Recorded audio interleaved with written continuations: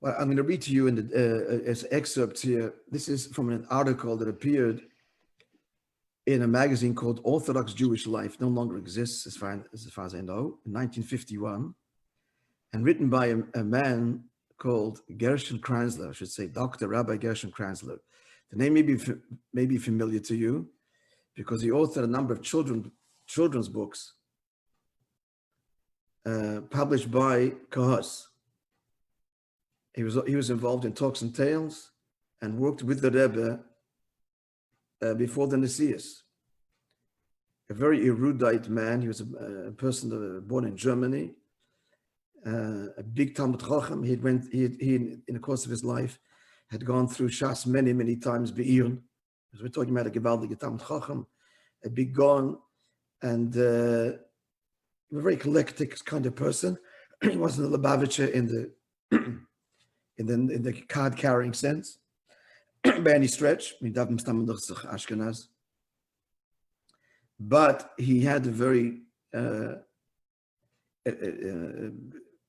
deep association, as it were, with the Rebbe, even before the Nesius. So he writes this very beautiful article about his visit to the Rebbe in 1951, just after the Rebbe assumed the Nesius. And the headline reads, it's a long headline, maybe it's a subheading. Rabbi Menachem Schneerson, having just accepted the position as leader of the Lubavitch movement, talked of his concern in his approach to strengthening Judaism in the United States. This is a very telling thing, Yechidus, that he's relating about Yechidus in 1951. But I first want to read to you his description of waiting for Yechidus. This is a picture of 770, Tavshin Yud Aleph, mamish just after Yud Shvat. Mamish after Yud Shvat, because it's the winter of Tavshin Yud Aleph. I'll read a paragraph or two. I was standing in the hallway of the Rebbe's residence in Brooklyn. So he's just writing it. The Rebbe's residence, not quite, but 770. The Ma'ariv service had just concluded, excuse me, and the Yeshiva Bochum was streaming out of the Beis Medrash into the cold winter evening. Released from the strenuous routine of many hours of concentrated study, the young scholars, most of them with beard and payas, you have to recognize in 1951, beard and payas, really long payas, that was an anomaly. So most of them with beard and payas were chatting freely and loudly while they put on their coats to leave the building. Suddenly, the loud talk ceased, and a look of awed respect appeared on the lively faces as the new Rebbe walked through the hall towards the door.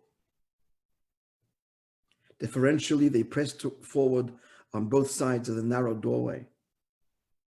One young man, flustered, moved from one side of the way to the other to make more room and stumbled into the path of the Rebbe.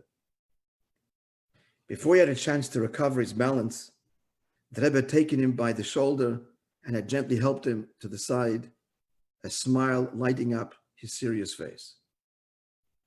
Instantly, the embarrassment of the young scholar was gone. The Rebbe's smile reflected in his happy eyes, and the entire atmosphere was suddenly changed.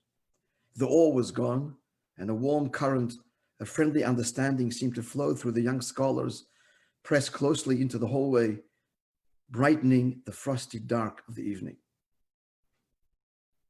This experience of a few fleeting moments, the mute exchange of a smile and a glance, answered many a question that had arisen in my mind since the passing of the late Lubavitcher Rebbe a year before and the election of his successor.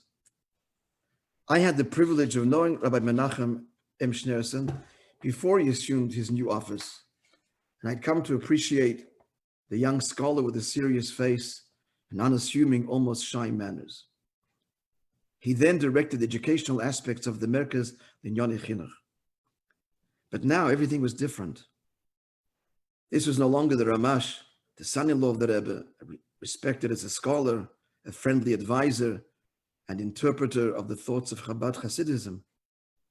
His new burden of office, with his responsibility for the thousands of followers of Chabad the world over, and its exacting demands for attention to the hundreds of visitors seeking aid, advice, and inspiration from the Lubavitcher Rebbe day in, day out, would have seemed to have removed Rabbi Menachem Schneerson from any close personal relation. But the little incident in the hallway taught me better. And I began to appreciate the importance which a Chassidic leader of this type can assume for the future of the Jewish people, even in these days of 20th century culture. Very deep observation.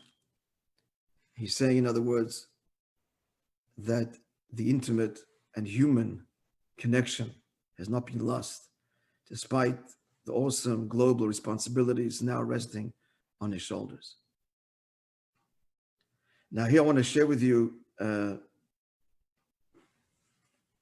leave that for tomorrow. Word for word, I guess I spoke in Yiddish, but this is 1951. The Rabbi laying out the roadmap, the attitude, and his attitude towards American Jewry, which was a revolution. And it's interesting to see the words that he uses and the story that the Rebbe tells him with the Frierdiker Rebbe in this beautiful Yechidus. So that, dear friends, will continue tomorrow. Thank you very much. Have a wonderful day, everybody. Bracha v'atzlacha.